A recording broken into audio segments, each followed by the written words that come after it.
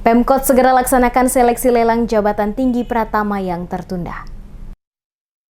Lelang jabatan pimpinan tinggi Pratama untuk 3 jabatan strategis pada lingkup pemerintah Kota Ambon dalam waktu dekat akan segera dilaksanakan. Penegasan ini disampaikan Kepala Badan Kepegawaian Daerah Kota Ambon Bini Selano kepada DMSPD Group di Balai Kota Ambon. Dijelaskannya jadwal seleksi sebelumnya telah diatur bersama dengan tim asesor yang didatangkan langsung dari Kementerian Dalam Negeri, namun dikarenakan bertepatan dengan adanya duka pada pemerintah Kota Ambon sehingga mengalami penundaan.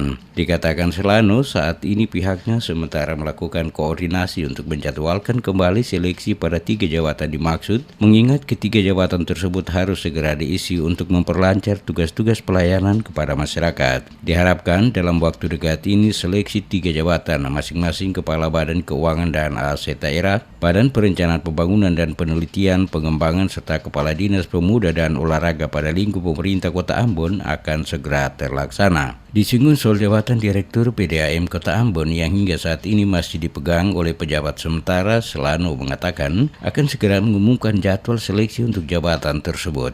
Nah, waktu itu kita sudah sepakati bersama dengan asesor.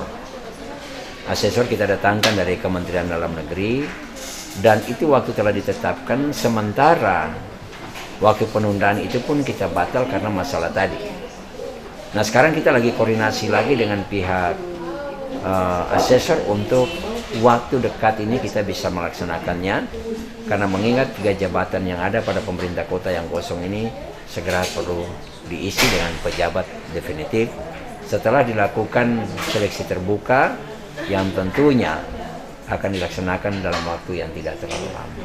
Seperti diketahui, lelang 3 jabatan pimpinan tinggi Pratama yakni Kepala Badan Keuangan dan Aset Daerah, Badan Perencanaan Pembangunan dan Penelitian Pengembangan serta Kepala Dinas Pemuda dan Olahraga pada lingkup pemerintah Kota Ambon dibuka 13 Mei 2019.